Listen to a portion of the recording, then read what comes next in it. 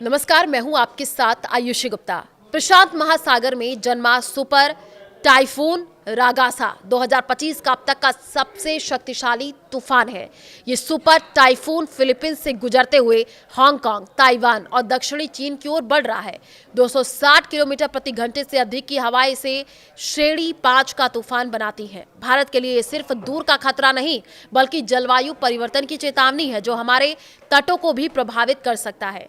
रागासा ने 21 सितंबर को फिलीपींस के उत्तरी लुजोन में लैंडफॉल किया, जहां 267 किलोमीटर प्रति घंटा की हवाएं बाढ़ का कारण बनी, जिसके बाद लैंडस्लाइड और ब्लैकआउट की समस्या देखने को मिली है। हजारों लोगों को इवैक्यूएट किया गया है, फसलें बर्बाद हुई हैं, अस्पतालों को अलर्ट पर रखा गया है। फिलहाल सुपर टाइफून रगासा ताइवान के पास से गुजर रहा है, जहां झीलों में भयंकर उफान देखने को मिल रहा है। ऐसे में किसी भी आपात स्थिति से निपटने के लिए बचाव दल तैनात किए जा चुके हैं। हांगकांग में स्कूल बाजार बंद हैं। चीन के ग्वांडोंग में 4 लाख लोगों को सुरक्षित जगहों पर पहुंचा दिया गया है। अपने पीक पर सुपर टाइफून रागासा का न्यूनतम दबाव 905 हेक्टो पास्कल था, जो इसे साल का सबसे तीव्र तूफान बनाता है। भारत के पूर्व तट से 3000 किलोमीटर दूर होने के बावजूद भी रागासा का अप्रत्यक्ष असर तो है ही।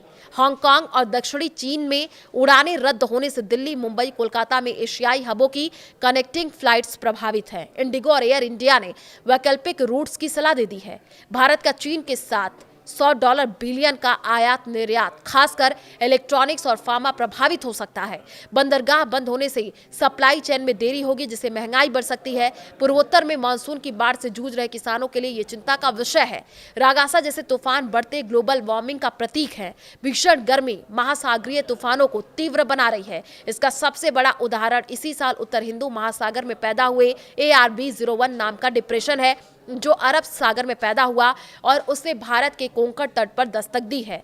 ये एक ट्रॉपिकल लो प्रेशर सिस्टम में परिवर्तित हुआ है, जिससे इस क्षेत्र में भारी बारिश हुई है। बाढ़, भूस्खलन जैसी तबाही आई है, जिसमें भारत में 61 लोगों की मौत हुई है। बहरहाल IMD में पूर्वोत्तर और अंडमान निकोबार में अलर्ट जारी किया है। विशेषज्ञों का कहना है कि समुद्री स्तर बढ़ने से निपटने के लिए तटीय बुनियादी ढांचा मजबूत करना होगा। सुपर टाइफून रागासा से निपटने के लिए भारत ने तुरंत कदम उठाए हैं। NDRF टीमों को तैयार रहने के निर्देश दिए गए हैं। विदेश मंत्रालय ने फिलीपींस और ताइवान को राहत सामग्री की पेशकश की है। पीएम मोदी ने भी एक्स पर सहानुभूति जताई है।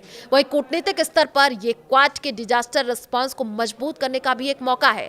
पर्यावरण मंत्री ने COP30 से पहले जलवायु फंडिंग पर जोर दिया, क्योंकि भारत जैसे विकासशील देशों की संसाधनों की आवश्यकता है। रागासा हमें याद दिलाता है कि मौसम की सीमाएं धुंधली हो गई हैं। भारत और साइक्लोन से जूझते रहने वाले हर उस देश को आज वैश्विक सहयोग की जरूरत है। IMD के पूर्वानुमान और स्थानीय तैयारी से सुरक्षा संभव है, लेकिन असली सबक यही है कि कार्बन उत्सर्जन कम करें, वरना अगला रागासा हमारे दरवाजे पर भी दस्तक दे सकता है।